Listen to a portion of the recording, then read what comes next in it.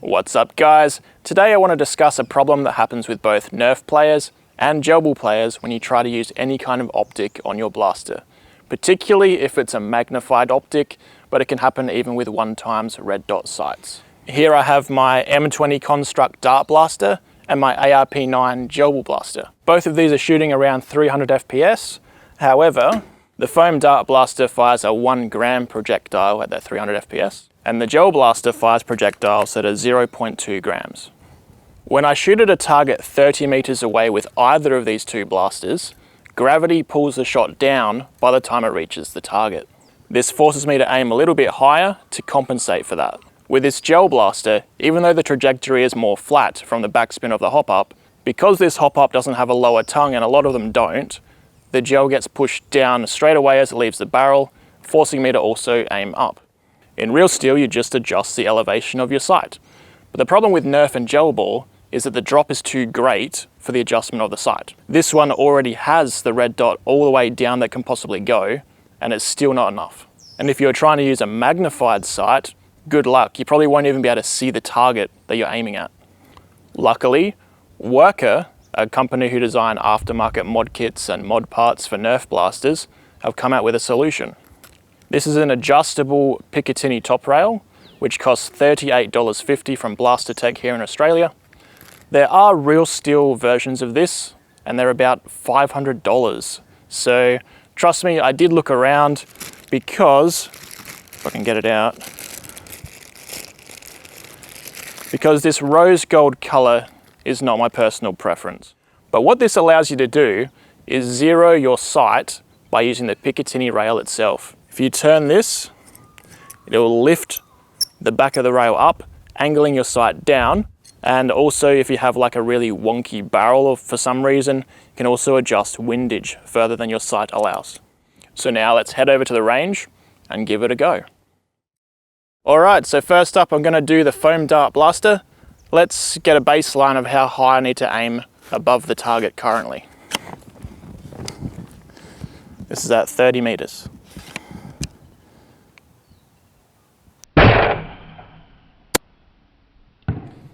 So currently I'm putting my red dot on the very top of the target to hit the center of the target.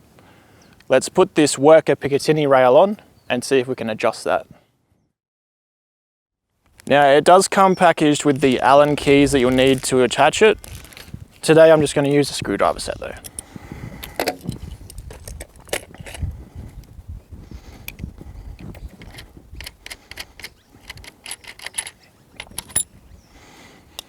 I will keep this riser on here so I can see over the top of my scope cam.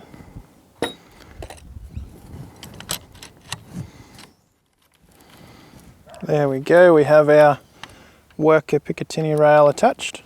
So now I'll put my sight right up the back of it. And the other cool thing is that I can fit my Runcam on here too.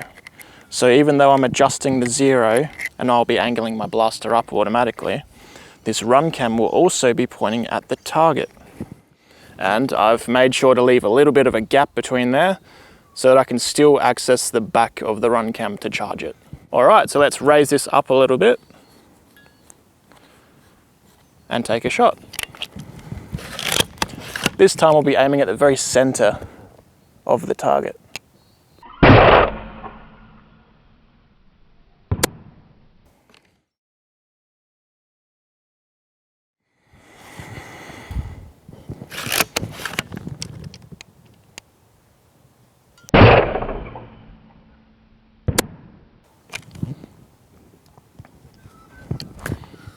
I'd say that's probably enough.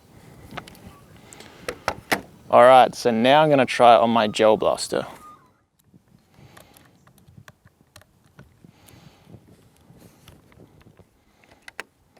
Okay, so now I've got this attached to my gel blaster. I've dialed this all the way down just so I can show you what I'm currently dealing with. I'm gonna aim at the very center of the target just to show you they don't even make it to the target. And now aim how high I currently have to aim. All right, so now let's adjust this until I don't have to aim higher anymore. Let's try that.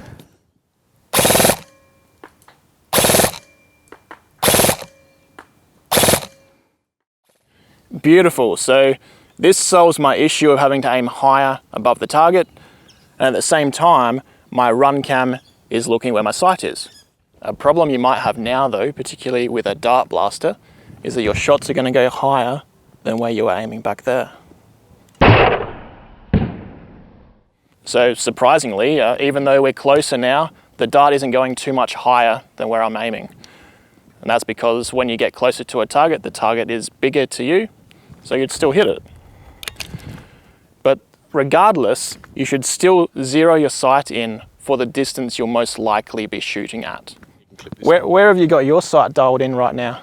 I don't know, that's why I'm coming here to do it quickly. That's why I came here a bit early, because I've just like thrown that on there. Have you seen this top rail here that allows you to adjust it higher? No, I haven't, but I do remember. Because right now my sight's maxed out. Yeah.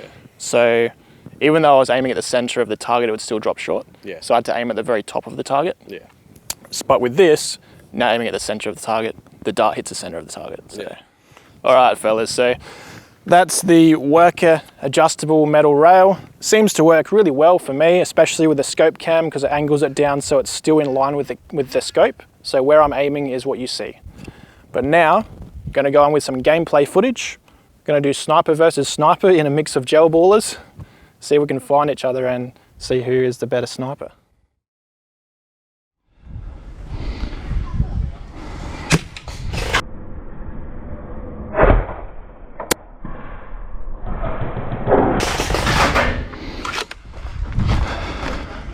What's that?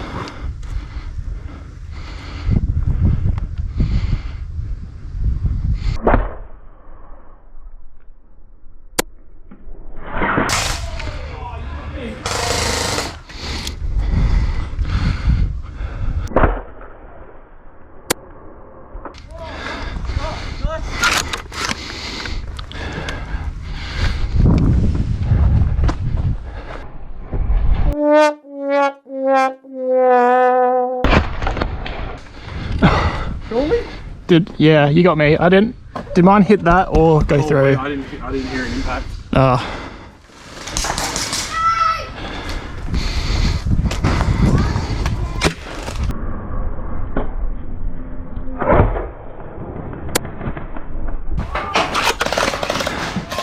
Where'd I get you? Was that in the face? Sounds like it.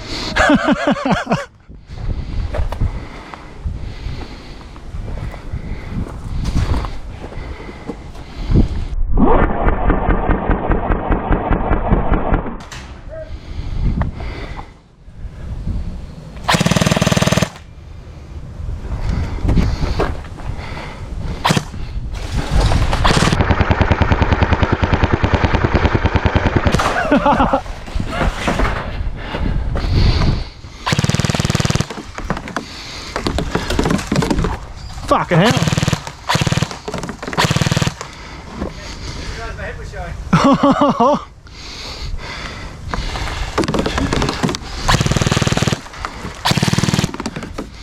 Got me.